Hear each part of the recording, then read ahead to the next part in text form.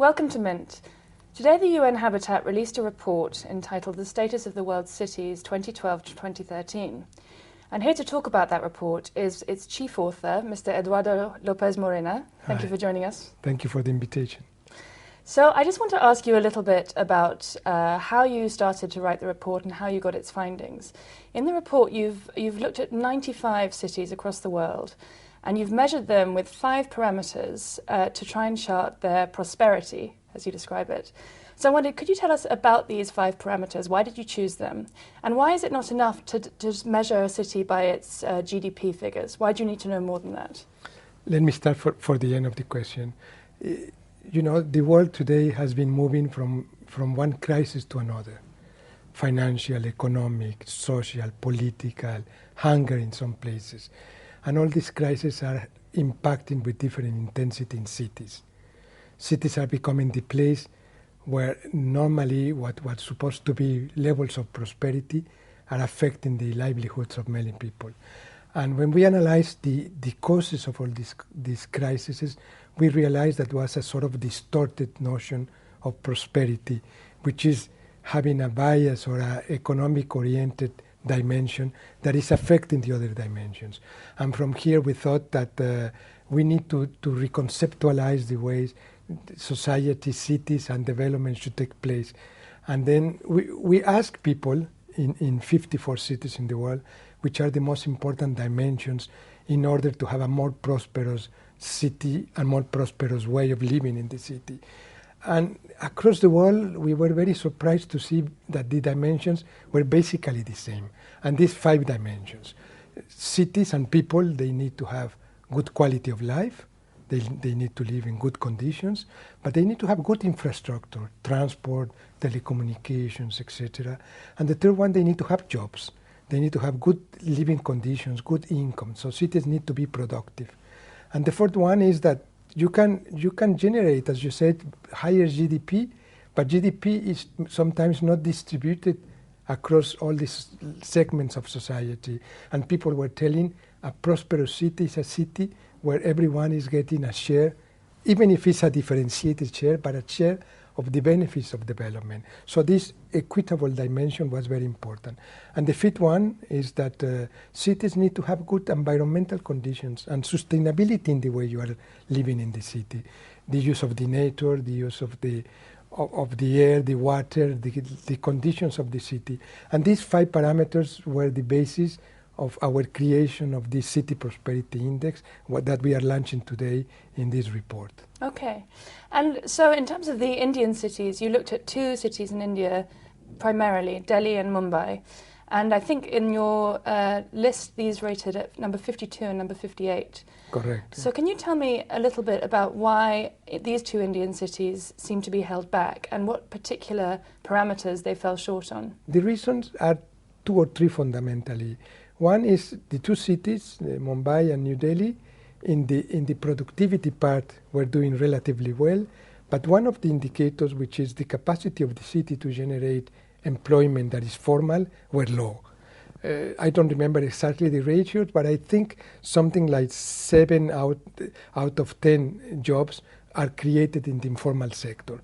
And these, of course, have, in the long run, something that plays against prosperity, because people working in the informal sector are prone to exploitation, to bad income, and to the possibility of some level of poverty traps. Then that was penalized in these cities. The second more important, perhaps, is especially for New Delhi, is the environment.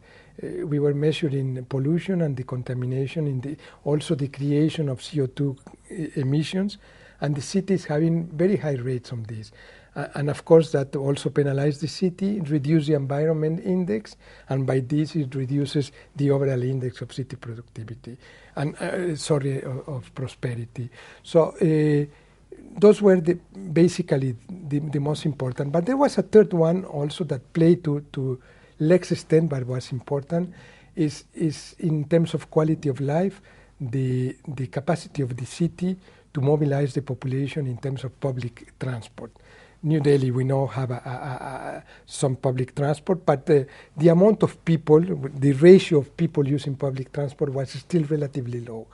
And that was also playing against the index of, in this case, of New Delhi. So if some aspects of Indian cities were doing very well and some were falling behind, do you think that there's an argument that perhaps India needs to have a more holistic look at the way it improves its cities? Mr. A.K. Mishra, the Secretary for Housing and Urban and Poverty Alleviation, was saying that one of the problems with India is that we look at things in terms of schemes. So we have a scheme for poverty alleviation, we have a scheme for providing jobs, but perhaps he was saying there's no kind of overall sense of development across the boards, across all these different areas. Would you agree with that? I completely agree.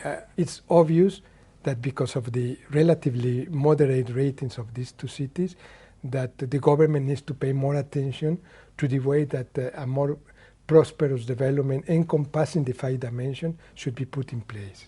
Okay, and just a question on your methodology for the report. Why did you look at 95 cities particularly? Why not more than that?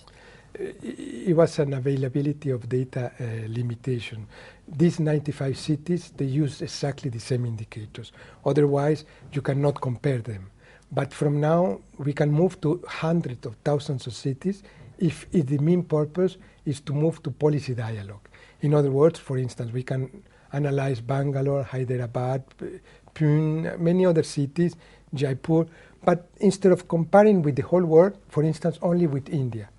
My invitation in this case would be to have the city prosperity of the Indian cities, and perhaps to launch specific studies on this, and then here you can use more indicators, but only contextual Indian indicators. In that case, you can enlarge the sample to the number of cities that you want. But when you compare Mexico with Cairo, with another cities, you reduce the number of the platform of comparison, then you have only a limited number of cities. That was the reason, because of 95, it's just not enough data to compare all cities. And presumably then that would mean if we could compare just cities in India on this same prosperity index, we could find out about how small towns are comparing with the bigger metros like Delhi and Bangalore and Hyderabad. It will be a very interesting thing to do, you know, because you would create a sort of baseline, a beginning on which cities are today. You can measure policies. It will be very interesting to see which policies are responding to 2 or 3 or 5 dimensions of prosperity. Because sometimes governments, and we need to say that, implement a policy that have very limited impact or only affecting one of the dimensions. For instance, equity, little on quality of life. But if you analyze this, you will have more informed decisions on policies. You can measure over time how cities are progressing. When you look at the 5 dimensions of prosperity, you will be able to see where one city is defaulting and why, and then to have very appropriate policies in response. If the Indian government think that we can do something like that, UN Habitat will be very happy to assist on this. Well, I hope that we can see that in the making, maybe for 2014, 2015. No. Something to do with India specifically. I think we can do it in the next year, right Wonderful. away. You see, the cost is really marginal, and the benefits are huge. It's marginal because with the UN Habitat method, we can just work in the Indian government and Indian institutions have a know-how and capacities to do things. Then we can just adjust and adapt, use real local indicators, a certain number of indicators, use waste in cities, security, I don't know, indicators that the same population and the authorities would decide, compare across all the cities and to see which are more prosperous in which dimensions, which in general, and where we can create a group of responses. And the important thing here will be that we will increase, and this is an important thing, accountability factors. Because when you have policies that you measure results, you will be in a big capacity to say what is working and what is not working, and who is doing well. Okay. Well, thank you so much for those insights, Mr. Moreno. Thank you to you. I do hope that we'll be hearing some more from you in the future. Thank you. And thank you very much for watching. That brings us to the end of this discussion, but please stay tuned for more.